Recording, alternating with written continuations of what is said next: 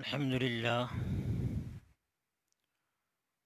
للہ رب العالمین والصلاة والسلام علی سید المرسلین وعلی آلہ واصحابہ اجمعین اما بعد فقد قال اللہ تبارک وتعالی فی القرآن المجید والفرقان الحمید فاعوذ باللہ من الشیطان الرجیم بسم اللہ الرحمن الرحیم فاسألوا اہل الذکر ان کنتم لا تعلمون آمنت باللہ صدق اللہ المولانا العظیم۔ معزز ناظرین، السلام علیکم ورحمۃ اللہ وبرکاتہ۔ الصلاۃ والسلام علیک یا رسول اللہ، الصلاۃ والسلام علیک یا حبیب اللہ، وعلی آلک واصحابک یا محمد الرسول اللہ صلی اللہ تعالی علیہ وسلم۔ معزز ناظرین، آج بحمدہ تعالی بتوفیق الہی الفقہ الاسلامی بنام درس حدیث کے چوتھے ایپیسوڈ میں ہم حاضر ہیں، اور آج ہمارا موضوع ہے قربانی کے مسائل۔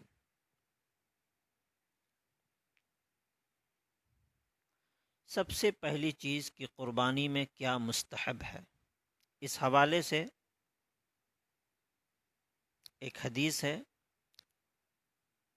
جس کی راویہ حضرت ام سلمہ ہیں۔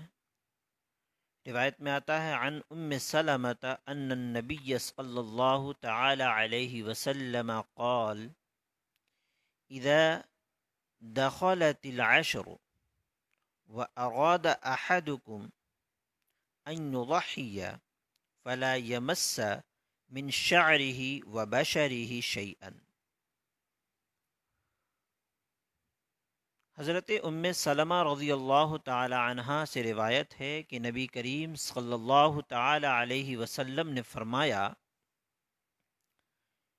کہ جب ذی الحج کا مہینہ داخل ہو جائے، جب ذی الحج کا مہینہ آ جائے، پہلی تاریخ لگ جائے، اور تم میں سے کوئی ایسا شخص ہے جو قربانی کا ارادہ رکھتا ہے یا جس پر قربانی واجب ہے، تو فلا یمس من شعرہ و بشرہ شیئا، تو وہ اپنے بال اور ناخن کو نہ تراشے۔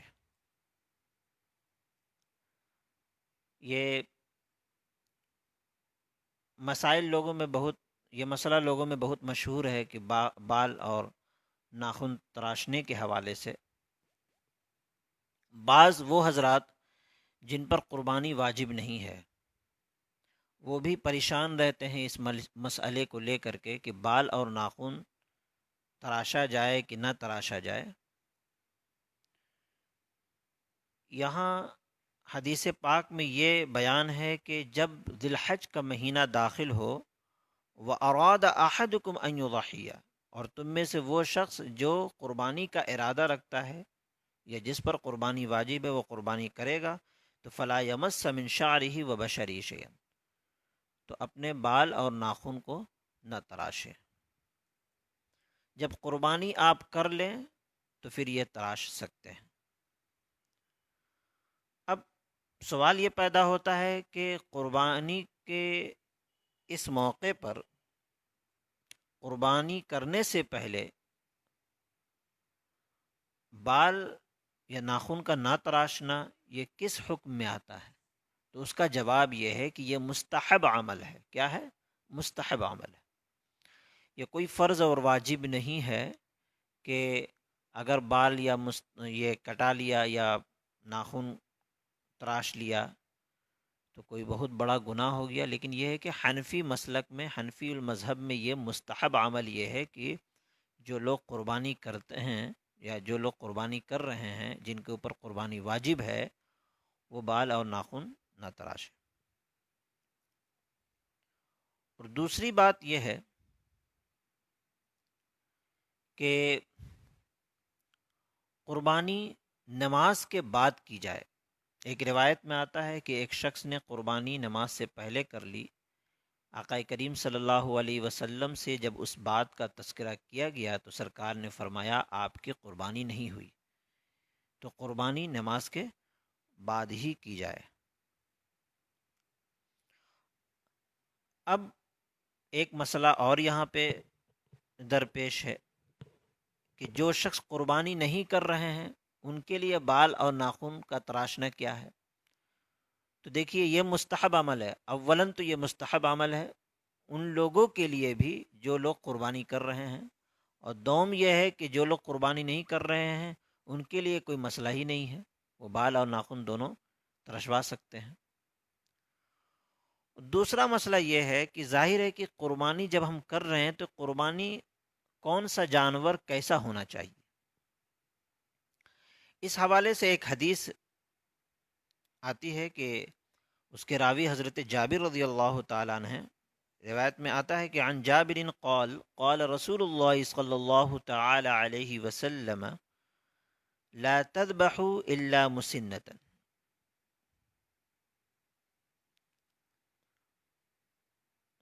الا ان يعصر علیکم فتذبحوا جذعة من الضأن۔ اللہ کے رسول صلی اللہ علیہ وسلم نے ارشاد فرمایا، حضرت جابر رضی اللہ تعالیٰ عنہ سے روایت ہے کہ نبی کریم صلی اللہ علیہ وسلم نے ارشاد فرمایا لا تذبحوا الا مسنۃ، یعنی قربانی مت کرو مگر یہ کہ جانور کے مخصوص عمروں کے مطابق۔ اب جیسے بکرا ہو تو بکرا کئے سال کا ہونا چاہیے؟ تو بکرا کے بارے میں آتا ہے کہ 1 سال کا بکرا ہونا چاہیے۔ گائے کتنے سال کا ہونا چاہیے؟ تو گائے کے بارے میں آتا ہے کہ 2 سال کی گائے ہونی چاہیے، اور 5 سال کا اونٹ ہونی چاہیے۔ اگر کوئی اونٹ کی قربانی پیش کر رہا ہے تو اس کی عمر 5 سال ہونی چاہیے۔ کوئی گائے کی قربانی پیش کر رہا ہے تو اس کی عمر 2 سال ہونی چاہیے، اور کوئی بکرے کی قربانی کر رہا ہے تو اس کی عمر جو ہے کم از کم 1 سال ہونی چاہیے۔ یہ جو 1 سال بکری کی قربانی کی عمر کو خاص کیا گیا، 2 سال گائے اور 5 سال اونٹ، یہ کم از کم کے بارے میں بتایا گیا کہ کم سے کم اتنی عمریں جانور کے ساتھ ہونی چاہیے۔ الا ان يعصر علیکم فتذبحوا جذعة من الضأن، مگر یہ کہ اگر یہ جو عمریں بتائی گئی ہے مخصوص جانوروں کے حوالے سے، اگر یہ تم پر دشوار ہو تو 6-7 ماہ کا مینڈھا بھی ذبح کر سکتے ہو۔ یہاں پہ سرکار دو عالم صلی اللہ علیہ وسلم نے مینڈھا کو ذبح کرنے کی اجازت دی کہ 6-7 ماہ کا مینڈھا بھی ذبح کر سکتے ہو۔ فَتَذْبَحُوا جَذْعَةً مِّنَ الضَّأْنِ۔ تو اس حدیث کے حوالے سے ہم کو یہ بات سمجھ میں آ گئی کہ قربانی کا اگر کوئی جانور ہو جس کو ہم خریدنے جا رہے ہیں تو اس کی عمر کی کیا تخصیص ہونی چاہیے، اس کی عمر کیا ہونی چاہیے۔ تو بکرے کی عمر کے بارے میں بتا دیا گیا، گائے کی عمر کے بارے میں کم مقدار، یہ جو مقدار بتایا جا رہا 2 سال یا 1 سال، یہ کم سے کم اتنے عمر کے ہوں، ہے نا، 2 سال کی گائے ہو، 5 سال کی اونٹ اور 1 سال کے بکرے ہوں۔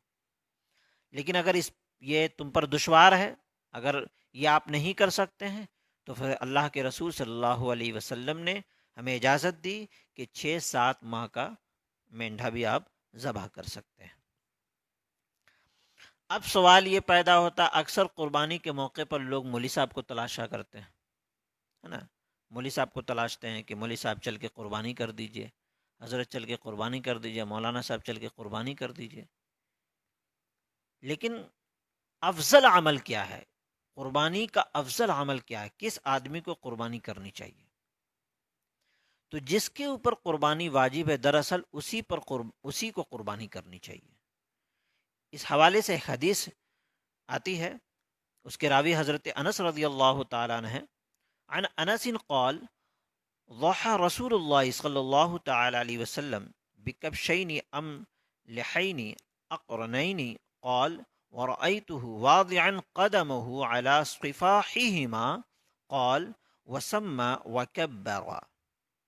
حضرت انس رضی اللہ تعالیٰ عنہ سے روایت ہے کہ نبی کریم صلی اللہ علیہ انہوں نے فرمایا کہ آقا کریم صلی اللہ علیہ وسلم نے قربانی پیش کی گندمی رنگ کے جانور اور 2 سینگ والے مینڈھے کی قربانی پیش کی، اور حضرت انس رضی اللہ تعالی عنہ نے کہا کہ میں نے دیکھا، ورأیتہ، میں نے انہیں دیکھا، واضعا قدمہ علی صفاحہما، اپنے قدم کو ان کے پہلوؤں پر دبا کے رکھا، ان کے پہلوؤں پر دبا کے رکھا اپنے قدم کو، اور اس کے بعد فرمایا وسما وکبرا، اللہ کا نام لیا، بسم اللہ اللہ اکبر، اور ذبح کر دیا۔ یہ حدیث ہمیں بتاتی ہے کہ جس پر قربانی واجب ہے اسے چاہیے کہ وہ خود اللہ کی بارگاہ میں قربان کرے، جانور کو خود اللہ کی بارگاہ میں پیش کرے، خود ذبح کرے، یہ افضل عمل ہے۔ اب لوگ آسانی کے لیے کیا کرتے ہیں، مولوی صاحب کو لے کے چلے جاتے ہیں، مولانا صاحب آپ قربانی کر دیجئے۔ ہر کام مولانا صاحب سے کرانے کی کیا ضرورت ہے؟ مولانا صاحب فاتحہ آپ پڑھ دیجئے۔ فاتحہ ہے، قربانی ہے، کچھ عمل انسان کو خود سے کرنی چاہیے۔ اب فاتحہ درود کا جہاں تک مسئلہ ہے، لوگ سیکھنا نہیں چاہتے، 4 قل اس میں پڑھا جاتا ہے، سورہ فاتحہ کی تلاوت کی جاتی ہے، سورہ بقرہ کی کچھ آیتیں پڑھی جاتی ہے نا، اس کے بعد دعا کیا جاتا ہے۔ اگر آپ سیکھ لیتے ہیں، 4 قل یاد کر لیتے ہیں، اور مخصوص صورتوں کو یاد کرنے کے بعد دعا کا طریقہ سیکھ لیتے ہیں، تو یہ بار بار کا جو آپ کا ٹینشن رہتا ہے، مولانا صاحب آئیں گے تو فاتحہ ہوگی، مولانا صاحب نہیں آئیں گے تو فاتحہ نہیں ہوگی، یا فاتحہ میں تاخیر ہو جائے گی، یہ محتاجگی کیوں؟ طلب العلم فریضۃ علی کل مسلم، علم دین کا سیکھنا ہر مسلم مرد عورتوں پر فرض ہے۔ تو چاہیے کہ وہ چیزیں جو ہمارے دین سے جڑی ہوئی ہیں، ہم کو دھیرے دھیرے اس کو سیکھنے کی کوشش کرنی چاہیے، تاکہ ہم ہر ایک عبادت میں ہم دوسرے کے محتاج نہ رہیں۔ اب یہاں پہ قربانی کا جو مسئلہ ہے، جو دعا ہے قربانی کے حوالے سے، جیسے کہ قل ان صلاتی و نسکی و محیای و مماتی للہ رب العالمین، ہے نا، لا شریک لہ وبذالک امرت وانا اول المسلمین، انی وجہت وجہی للذی فطر السماوات والارض حنیفا وما انا من المشرکین، اس کے بعد بسم اللہ اللہ اکبر، اس کے بعد دعا پڑھی جاتی ہے حضرت ابراہیم علیہ السلام کے حوالے سے، اللہم تقبل منی کما تقبلت من حبیبک و خلیلک، وغیرہ وغیرہ۔ تو یہ دعا ہم کو خود سے سیکھ لینی چاہیے، خود سے سیکھ لیں، یا دعا آج کل تو پرچے ملتے ہیں، پرچے سے سیکھ لیں، ہے نا، اور یا اگر مان لیا آپ کو زبانی طور پہ یاد نہیں تو اس کو دیکھ کر کے خود سے ذبح کرنے کی کوشش کریں۔ اس لیے مجھے تو کوئی لینے کے لیے آتا ہے کہ حضرت چلیے قربانی کرنے کے لیے، تو میں ان کو یہی ہدایت کرتا ہوں کہ میرے بجائے آپ خود سے قربانی کر لیجئے تو زیادہ بہتر ہے، یہ افضل ہے آپ کے لیے، اللہ اس کو پسند کرتا ہے، تو اس لیے ہمیں چاہیے کہ ہم خود سے قربانی کریں۔ اب ایک مسئلہ ہے یہ کہ اب قربانی کے دنوں میں سب سے بہتر عمل کون سا ہے، سب سے بہتر عمل کون سا ہے قربانی کے دنوں میں؟ تو اس تعلق سے ایک روایت ملتی ہے، اس کی راویہ حضرت عائشہ صدیقہ رضی اللہ تعالی عنہا ہیں۔ روایت میں آتا ہے، عائشہ ام المؤمنین ما عمل آدمی من عمل یوم النحر احب الی اللہ من ارحاق الدم وانه لیأتی یوم القیامۃ بقرونها واشعارها واضلافها وان الدم لیقع من اللہ بمکان قبل ان یقع الی الارض فطیبوا بها نفسا۔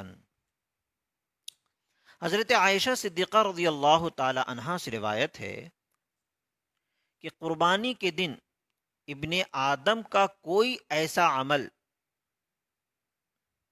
جانور ذبح کرنے سے زیادہ خدا کی بارگاہ میں عزیز نہیں ہے، یعنی اللہ کو سب سے پسندیدہ عمل قربانی کے دنوں میں کیا ہے؟ خدا کی بارگاہ میں جانور کو ذبح کرنا، قربانی پیش کرنا۔ اب اس کے فوائد کیا ہیں؟ اس کے فوائد یہ ہیں کہ وَإِنَّهُ لَيَأْتِي يَوْمَ الْقِيَامَةِ بِقُرُونِهَا وَأَشْعَارِهَا وَأَضْلَافِهَا، قیامت کے دن یہی جانور اپنے بال سمیت، اپنے سینگ سمیت، اپنے کھر سمیت آئے گا اور آپ کے لیے گواہی دے گا۔ اب دیکھیے فضیلت، وَإِنَّ الدَّمَ لَيَقَعُ مِنَ اللَّهِ، قربانی کا خون، جانور کا خون زمین پر گرنے سے پہلے، قبل ان یقع الی الارض، زمین پر گرنے سے پہلے اللہ تبارک و تعالی اسے قبول فرما لیتا ہے۔ پھر آگے ارشاد فرمایا فطیبوا بہا نفسا، تو اس لیے اسے خوشی سے قربانی کیا کرو، خوشی سے میری بارگاہ میں، یعنی اللہ کے رسول فرماتے ہیں خوشی سے اللہ کی بارگاہ میں جانور ذبح کرو۔ اب جیسے کہ میں نے پہلے بھی تقریر جمعہ کے دن دوران تقریر میں نے عرض کیا ہے کہ قربانی دراصل خدا کی بارگاہ میں اپنی محبت کو پیش کرنے کا نام ہے۔ اب قربانی جیسے جانور کو ذبح کرنا، قربانی کے معنی اور مفہوم بہت وسیع ہیں۔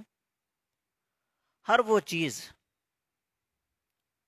کہ جو اللہ کو پیاری ہو، ہر وہ چیز جو اللہ کو پیاری ہو، اللہ کی محبت میں، اس کو خدا کی بارگاہ میں قربان کرنا۔ جو چیز آپ کو پیاری ہو، جو چیز آپ کو پسند ہے، اگر وہ چیز اللہ مانگ لے آپ سے تو بغیر چوں چرا اس کی بارگاہ میں پیش کر دینا۔ قربانی کا اصل مفہوم یہی ہے کہ خدا کی محبت میں، ہے نا، اپنی محبت کو پیش کرنا۔ تو یہ چند حدیث پاک ہیں، ہے نا۔ پہلی حدیث ہمیں اس بات کا درس دے رہی ہے کہ جو لوگ قربانی کرنا چاہتے ہیں تو ان کے لیے بہتر یہ ہے کہ وہ بال اور ناخن نہ تراشیں۔ اور دوسری حدیث ہمیں یہ درس دے رہی ہے کہ کون سا جانور کتنے سال کا ہو تو خدا کی بارگاہ میں اس جانور کو پیش کیا جائے۔ اور تیسری حدیث ہمیں یہ درس دے رہی ہے کہ قربانی ہم کو خود سے پیش کرنی چاہیے، خود سے مطلب جانور کو ذبح کرنا چاہیے، یہ افضل عمل ہے۔ اور چوتھی حدیث ہمیں یہ درس دے رہی ہے کہ اللہ کی بارگاہ میں سب سے متبرک عمل اور سب سے پسندیدہ اور افضل عمل قربانی کے دنوں میں جانور کو خدا کی بارگاہ میں پیش کرنا اور قربان کرنا ہے۔ یہ چار حدیثوں سے ہمیں چار میسج ملتا ہے اور چار مسئلے معلوم ہوتے ہیں۔ اس لیے ہمیں اور آپ کو چاہیے کہ ان چاروں حدیث پر غور کرتے ہوئے ہم قربانی خدا کی بارگاہ میں پیش کریں۔ اب کل بقرعید کا دن ہے نا، آدمی غسل کرتا ہے، یا غسل یا نیا کپڑا پہننا، یہ سب سنت رسول صلی اللہ علیہ وسلم ہے۔ کسی کے پاس نیا کپڑا نہ ہو تو وہ کیا کرے؟ تو بہتر یہ ہے کہ اس کے پاس جو بھی کپڑا ہے اس کو بہترین سے صاف کر کے، ہے نا، اچھے سے سوار کر کے اس کو پہننے کی کوشش کرے، سرما لگائے، عطر لگائے، اور محبت کے ساتھ تکبیر تشریق کہتے ہوئے اللہ اکبر اللہ اکبر لا الہ الا اللہ واللہ اکبر اللہ اکبر وللہ الحمد کہتا ہوا مسجد میں آئے اور عید کی نماز ادا کرنے کی کوشش کرے، اور بعدہ خدا کی بارگاہ میں دعا کرے کہ مولا تبارک و تعالی تیری توفیق سے، تیرے فضل سے آج ہم تیری بارگاہ میں اجتماعی شکل میں حاضر ہوئے، مولا ہماری اس نماز کو تو قبول فرما، اور اس کے بعد جو ہم قربانی پیش کرنے جا رہے ہیں مولا اپنی بارگاہ میں اس قربانی کو پیش فرما۔ یا الہ العالمین، ہمارے درمیان جو بلائیں، جو مصیبتیں، جو پریشانیاں آئی ہیں اسے صبر کے ساتھ گزارنے کی سچی توفیق عطا فرما۔ اس طریقے کی دعائیں کریں انشاءاللہ عز و جل، اللہ ہم سے اور آپ سے سب سے خوش ہو، اللہ ہم سے اور آپ سے سب سے راضی ہو۔ رب العزت کی بارگاہ میں دعا ہے کہ مولا کریم ہم سب کو کہنے اور سننے سے زیادہ عمل کرنے کی سچی توفیق عطا فرمائے۔ استغفر اللہ ربی من کل ذنب واتوب الیہ وما علینا الا البلاغ۔ السلام علیکم ورحمۃ اللہ وبرکاتہ۔